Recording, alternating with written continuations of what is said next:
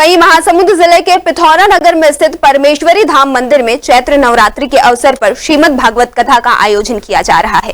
भागवत कथा में 9 से 17 अप्रैल रामनवमी तक आयोजित की गई है।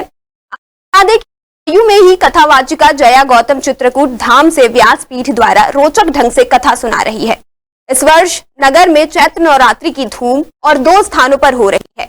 भागवत राम कथा के कारण पूरा वातावरण धर्ममय हो गया है। कथावाचिका जया गौतम के द्वारा श्रीमद् भागवत कथा में प्रसंगों के अनुकूल निकाली जा रही झांकियां लोगों का मन मोह रही है। वहीं व्यासपीठ से गाए जा रहे भजनों में लोग झूमते हुए कथा का आनंद ले रहे हैं। भागवत महापुराण के तृतीय वर्ष है और माँ परमेश्वरी की किया है और मैं भी माँ परमेश्वरी की ही पुत्री हूँ। उन्हीं की प्रेरणा से, उन्हीं के आशीर्वाद से यहाँ पर बैठ करके मुझे श्रीमद् भागवत महापुराण की कथा करने का अवसर प्राप्त हुआ और उन्हीं की अतिशय कृपा से, बल्कि मैं तो ये कहूँगी कि मैं नहीं बल्कि वो ही यहाँ पर बोलती है, क्योंकि हमारे अंदर इतनी सामर्थ्यता नहीं कि हम कथा कर सके।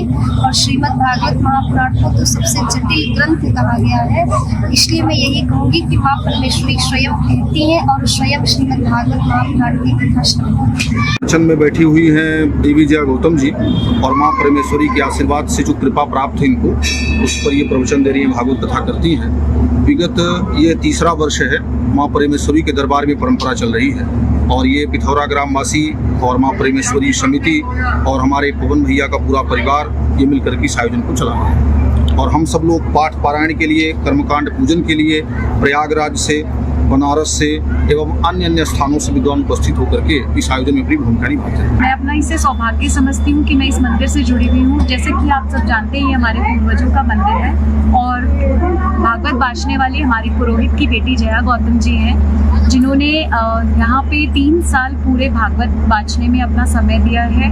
वो बहुत ही अच्छी भागवत पढ़ती हैं और यहाँ लोगों के बीच में बहुत उत्साह है।